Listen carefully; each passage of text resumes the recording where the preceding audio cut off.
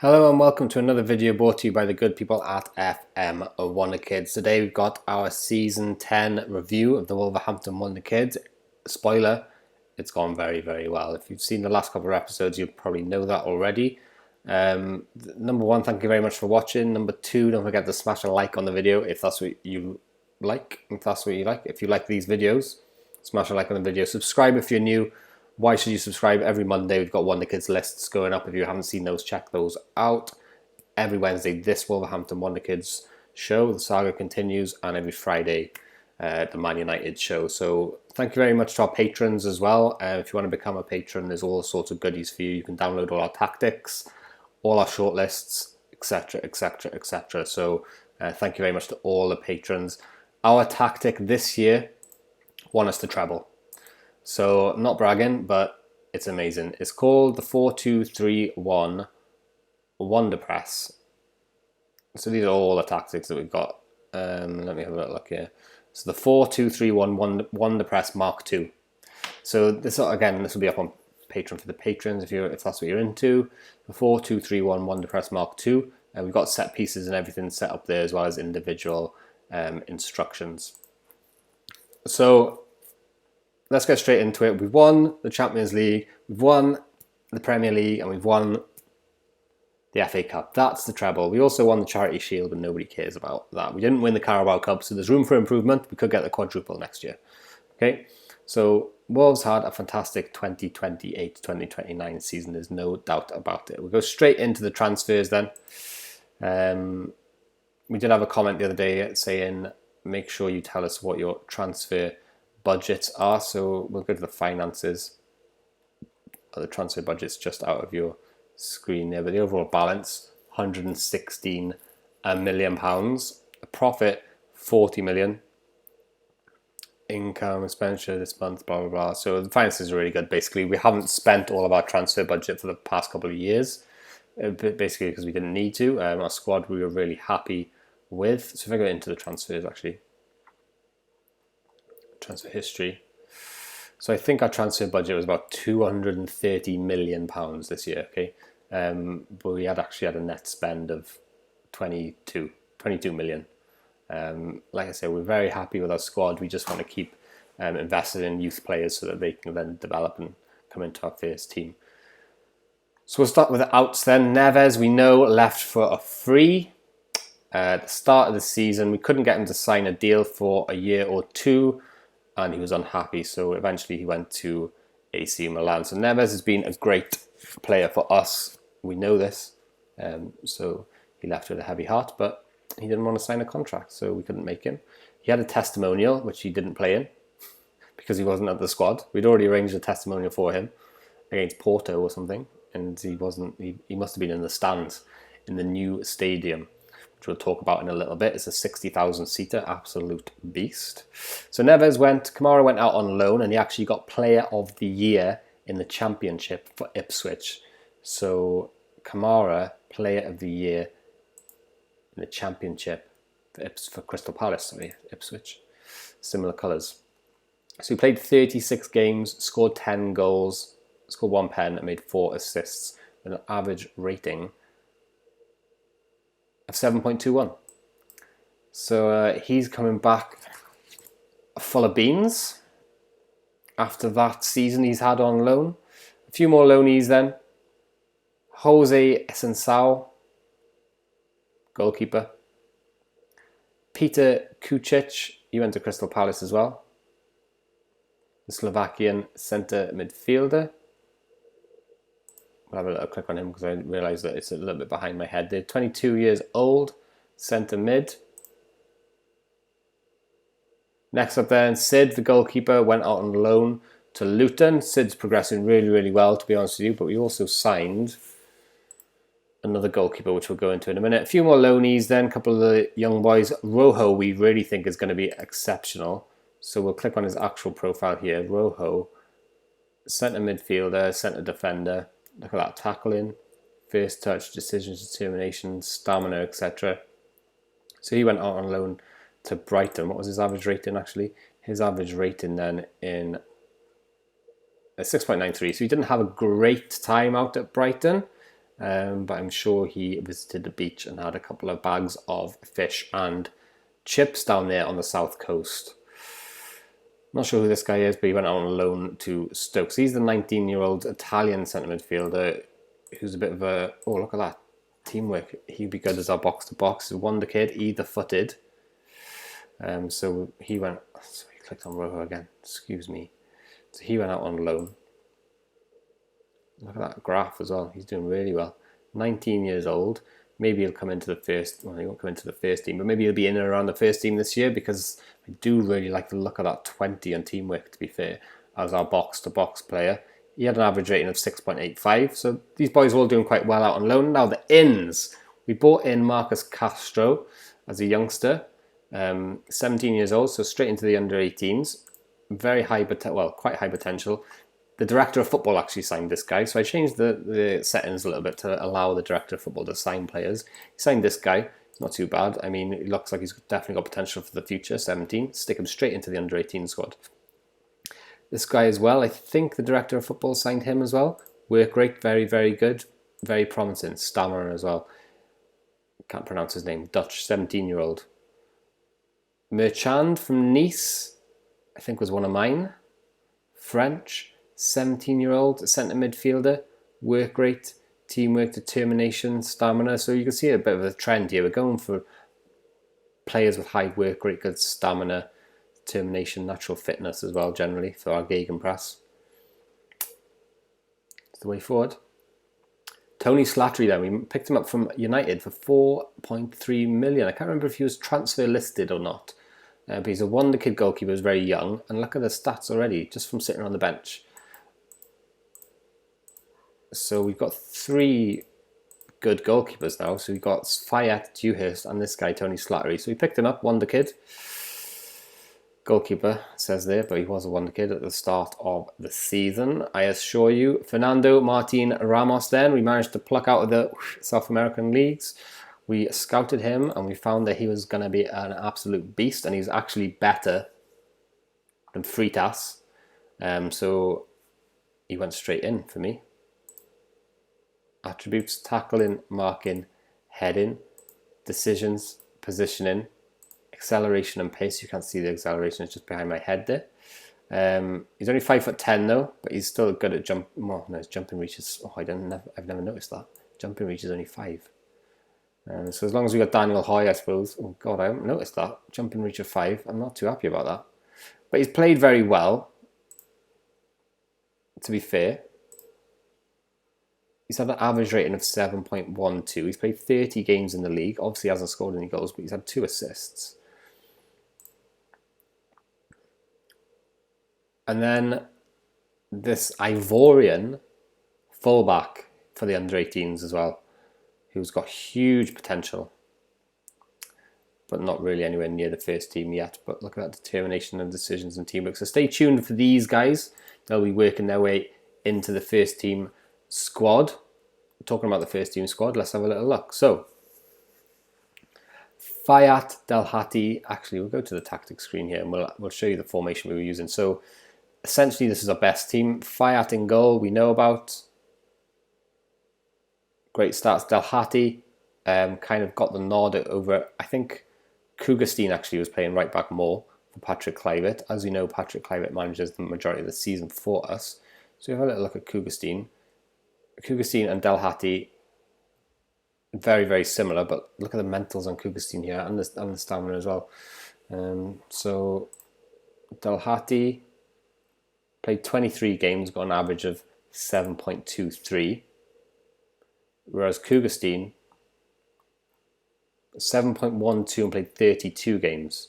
So in the league he played 22, started 22 games in the league, Kugerstein. So both very, very good, so competing with each other. Daniel Hoy then first choice. Sorry, we'll keep it on there just so you can see how he's doing. Very, very good indeed. 25-year-old English centre-back. Should be a fixture in the team for years to come. Ramos then, who we didn't realise is very bad at jumping, is very good at everything else. Good mentals there. Duholtz obviously has been here for a few years now. One of the best left-backs in the world. Llamas, who was Neves' replacement, doing very, very well. Tonali, then we've been playing box to box because he's got more of the kind of work rate and natural fitness than Llamas. Fatty, Vinny Jr., Ali Smith, then for me, attacking midfielder. Patrick, probably was playing him up front. Actually, definitely was, because he didn't give Haaland many games again. He only gave Haaland 9 games, but half of those were me. When I came in towards the end of the season, I made sure Haaland got a few games just so he wasn't too upset. Segas then was our other attacking midfielder. Excuse me. Obviously very, very good, was injured towards the end of the season when I was manager. Very happy with Segas, got the Holy Trinity there. Okay, so that's the squad. That's the tactics, sorry. What we'll do, we'll have a little look at the report, team report here, so you can see where the squad depth comes into play. And then we'll have a little look how Patrick was managing it. So for me, that's Haaland and Ali Smith. You don't really need to look past those two up front. For me, Fatty and Junior on the left, and Gerhardt and Dembele on the right. Segas, and then for me, Ali Smith, but not Kluivert. I think he's managed it a bit differently. Llamas and Tonali in the middle with a backup of Bellingham and Beloso. Happy, happy days. De Holtz, backup Aarons, Delhati and Kyrgyzstan there. And like we said, De Hoy and Ramos with a backup of our boy Freitas, who played the last couple of seasons. We just weren't really happy with these not being green. So we signed Ramos and then Diaz then. Got exceptional passing ability. 3 goalkeepers, Fayat, Dewhurst and Slattery coming in as well. So really, really strong squad, to be honest. I'm not really sure how we're going to strengthen it next season. New stadium we've moved into. It's club info facilities. Beautiful stadium. If I can find the correct thing.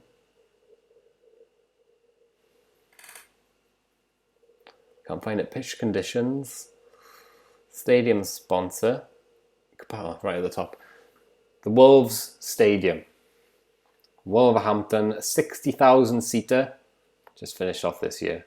We own it. So things are going very, very well for Wolves. We got a B in terms of club vision. The board are supporting us. Delighted with our signing of high reputation players. Pleased with our playing of entertaining football.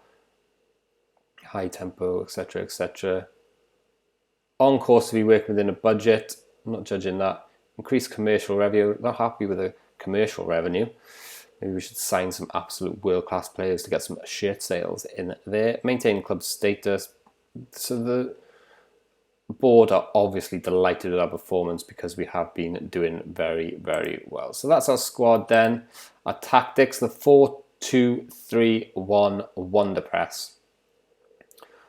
So we're playing attacking. It's a custom style, but it is very pressing. Extremely wide when we've got the ball. Pass into space, pass out of defence. Slightly shorter, slightly higher tempo. Work the ball into the box. Are you with me? Counter pressing and counter. Very trendy these days. Distribute into all of our defenders. Taking shorter kicks and then out of possession. Extremely urgent. Getting stuck in. Extremely narrow. Extremely high. Extremely compact, but no tight marking. Individual instructions then. We've got Ramos has got none, but Hoy has got tighter marking. Delhati crosses from the byline and shoots left often, so does the left back. Slightly more direct passing, I think, for both of our centre midfielders. Tackle harder and more direct passing for our centre midfielder, and tackle harder across the front 3. Shoot more often for Haaland or Smith. That's it. That's the tactic. It's want us to treble. Like I say, thank you very much to the patrons if you're watching.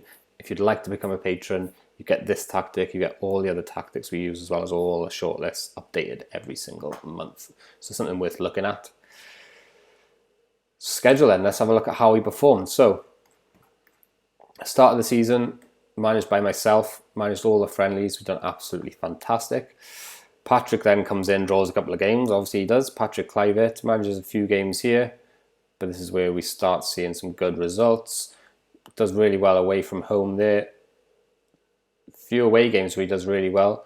But he loses to United in the Carabao Cup. So not too happy with that, Paddy. Beats Swan, but then comes back and beats Swansea 1-0, and then an 8-2 win at home against Atletico Madrid in the Champions League. We'll have a little look at that, see if you can see the stadium, see how it looks. So you got Fati scored a hat-trick here. Tonali scored 1. Ali Smith scored 3. And Sega scored 1 as well. We only had 2 bookings, considering we're tackling harder as well, and it's a game in Europe. That's not too bad. Whereas Atletico Madrid had 1, 2, 3, 4 bookings. They had Ayer booked.